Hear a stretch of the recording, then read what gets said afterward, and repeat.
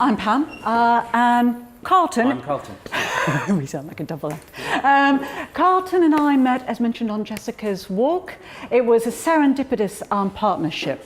I'm the academic, it appears, that's doing the presentation, so I'm very theoretical about these issues. It was serendipity that brought us together. And Darren had asked, could we do a presentation around housing, which I'm not an expert in, and hence when I was talking with Carlton, he is an expert, so it seemed something that works quite well. We were very interested in the idea of this notion about housing and the idea of going from A to B, of where housing is and where work is. And in the course of having meeting over coffees and cake, we talked about the where's to, which is a very distinctly Bristolian idea that I've picked up. I've lived here about 2 years. And I was very interested in the theoretical bit about what's the space in between, what's the to and where's the to. And again, when we were asked to focus on housing, a couple of weeks ago, maybe some of you were also in the room, at the Watershed, there was the Green City event. And one of the speakers had said one of the problems with Bristol is the aged housing stock. And it was almost immediately met with the reaction, the knee-jerk reaction, which was, and I loved it, people started getting up and saying, keep your hands off our green space, our council houses, and our brown space. And there was really that tension that was immediately set up in the room about, just by mentioning the words, we have aged housing stock. The response was that tension of one way or another. So we're very interested in how we look at this differently and how can we negotiate different ideas, highlighting the tensions, but bringing them into play to look for alternatives. Which is where we sort of deviate away from housing as the focus. I think that's always been a bit of a red herring. Yes. So I think one of the main things that Pam and I talked about a lot was the fact that big green narratives are very sort of headline title. And sustainability is often referred to as the goal as opposed to the means to getting there. And a lot of our discussions revolved around the idea that all of our ideas wandered. And I think most people's ideas wander, especially if they lose focus or they speak to someone else who has a better focus.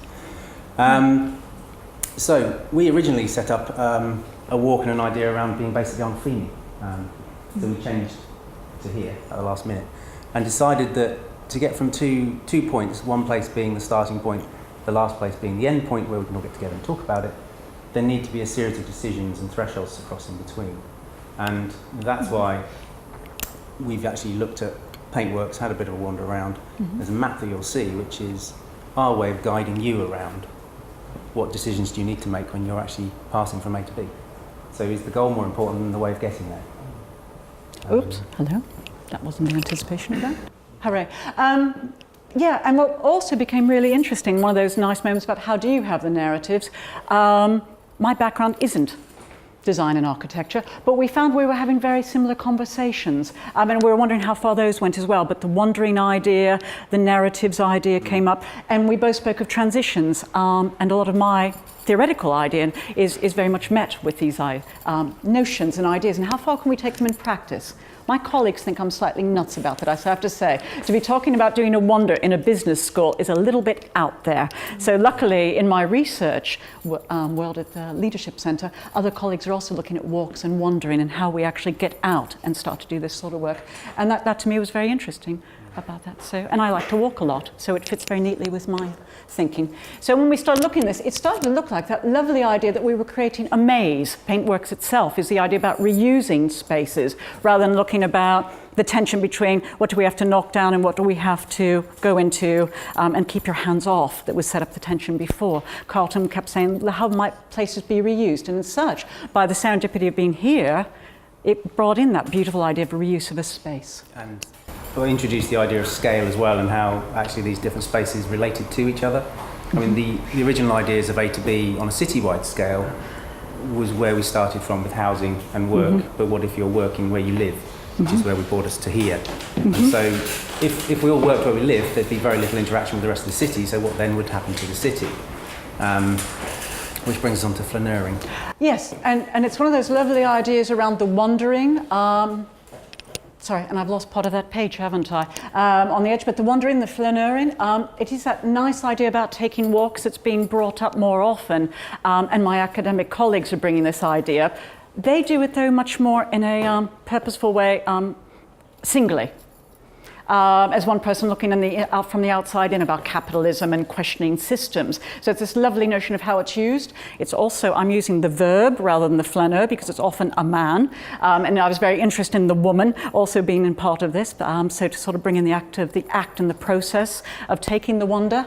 But fundamentally, it's that idea, it's where the everyday occurs. So it's not simply that, how do you get from A to B? Our little red dots as such aren't the points of getting straight from A to B and the quickness of it. And it's not equally just the wandering aimlessly around. It's very much the idea of how you might, with purpose, wander about and look at things. What happens in the everyday from perhaps policy, or perhaps how the planners are looking at it. So we were really interested in this, and this is my big theoretical model. As academics, we usually have big theoretical models. Mine is the idea of entangled narratives. And some of the people, if you've read Tim Ingold's, I'm borrowing from him, who's an anthropologist, and he has this lovely idea that it's just not a straight line and getting there quickly from A to B to bring in a solution. It's that idea of what happens around the edges and that nice flowing line that he's captured here, that things can happen in the spaces in between. And it's that nice idea that there are lots of narratives. And I suppose, where did Liz go? She moved from where she was earlier. She said about one aim, one goal, one narrative. I'm really interested in when we have lots of little narratives. And it also made me laugh that Darren, when we had this conversation, called it the big narrative, because in my literature it's called all the little narratives that are almost the counter to the big narrative. So it's a really nice playing with words that we're looking at. Yeah, I think really this sort of introduces our walk. I mean, the walk talk, depending on how many of you come along, you get a free badge. But really it's about you in a group of people discussing how you feel about these transfers between spaces, yeah, and the threshold. So to coin a phrase from systems thinking, it's action inquiry. You're there finding out what you're finding out as you do it. Yeah. So we're going to end on just,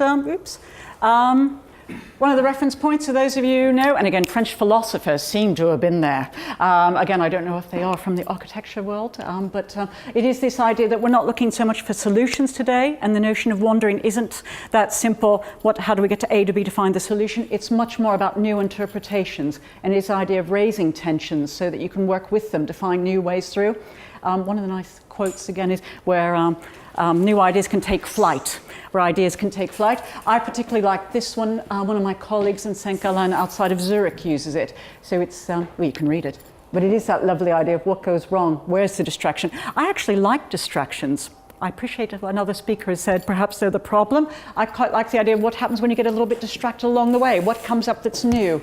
I wouldn't have met Carlton if it weren't for the distractions. Where are you going? The I don't know. I try not to remember. I guess it's the everywhereness through many places as possible. I think a lot about the sustainability is there are lots of different ways into it. So for me, it was really looking about how you find that today and being a bit playful with it. So I was going to stop talking there. Okay, good to go. Very much. Thank you.